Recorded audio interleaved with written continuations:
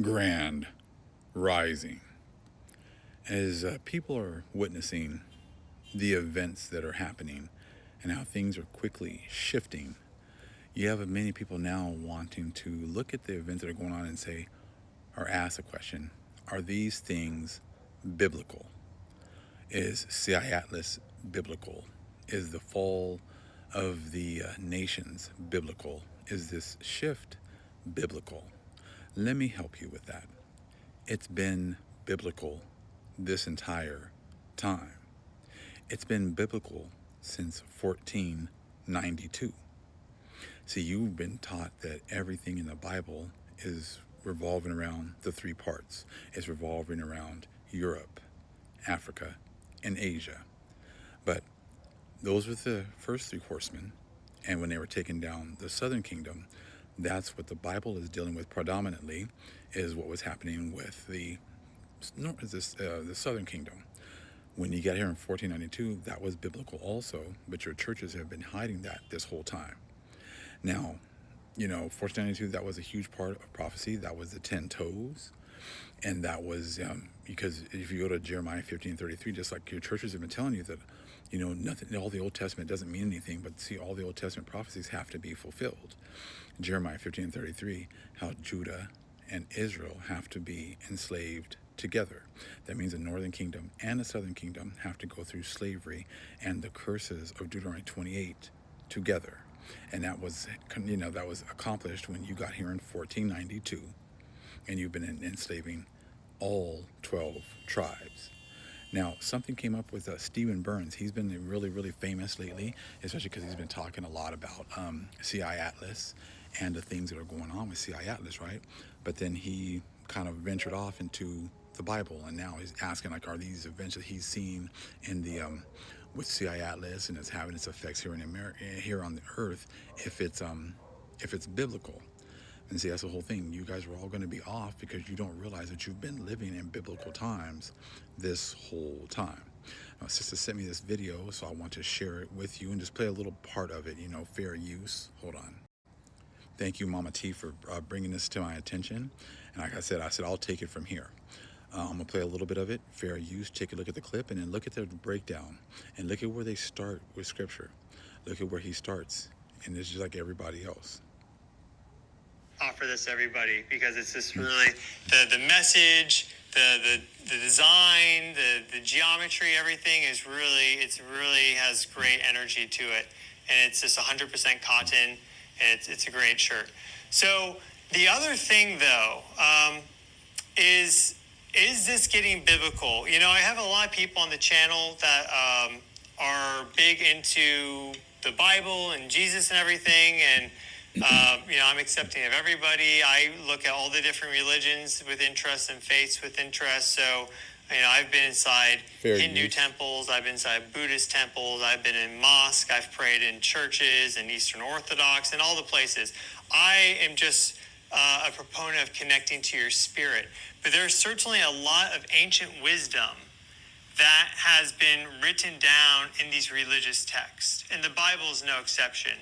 And I have people all the time on the channel posting some of these passages from Revelations. And, well, this one's interesting.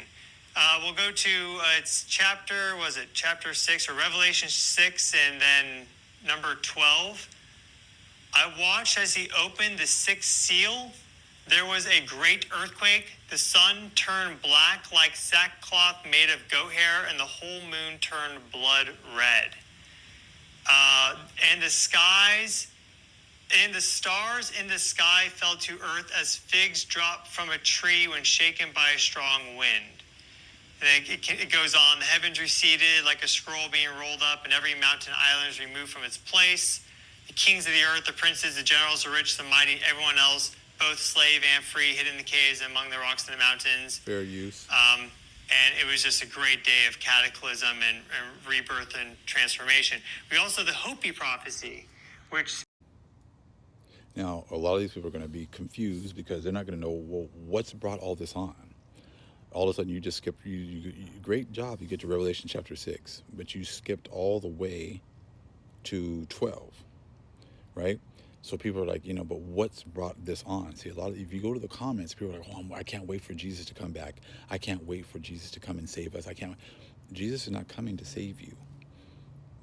I said, this is why you have to read Revelation 6, 1 through 11. And you start to realize that these, many of these prophecies with the horsemen and everything else, those were all things that were going to happen to our people.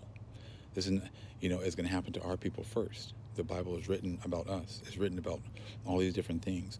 This conqueror, these people are going to come and try to, preach peace, but they're coming conquering. That has been you Greeks. That has been you Romans. That's been you revived Roman empires, right? You did those things over there to the Southern Kingdom first, and you came over here in 1492, and you brought the conqueror, came over here, right, in 1492, and brought, what did he bring? War, which is the red horse, death, right? You brought, famine. You brought all those things to our people. You brought it first to the 3 parts, and you brought it over here to the 4 parts, right? And then once we went through our 400 years of captivity, right? Your 7-year sign was 2017 to 2024.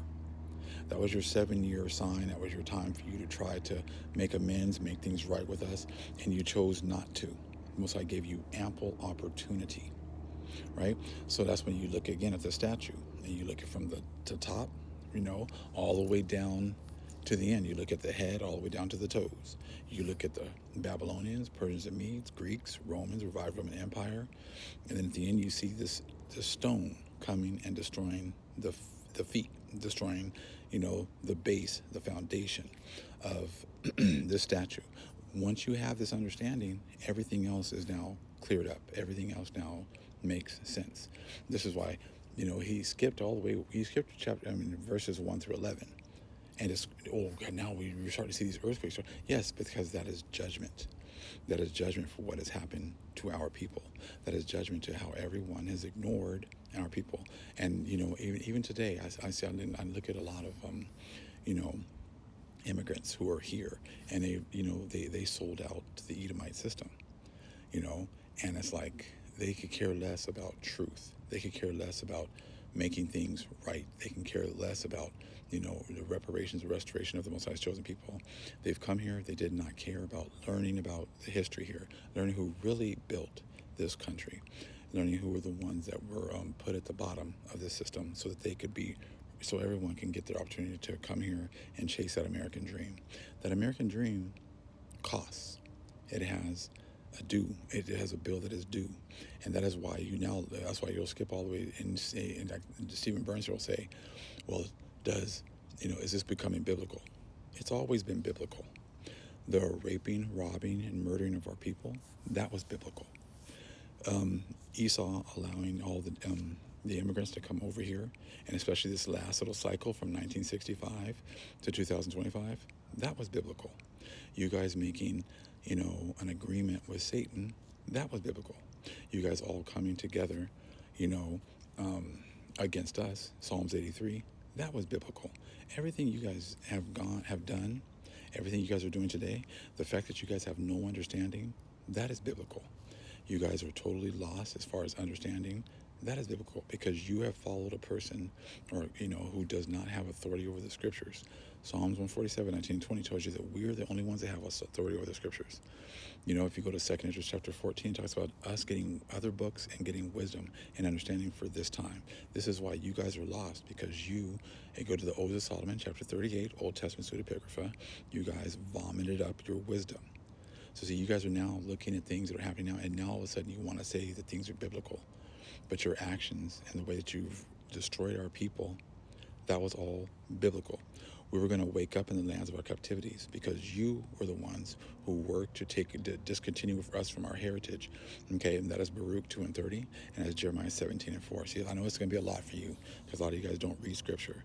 You don't understand what's really going on.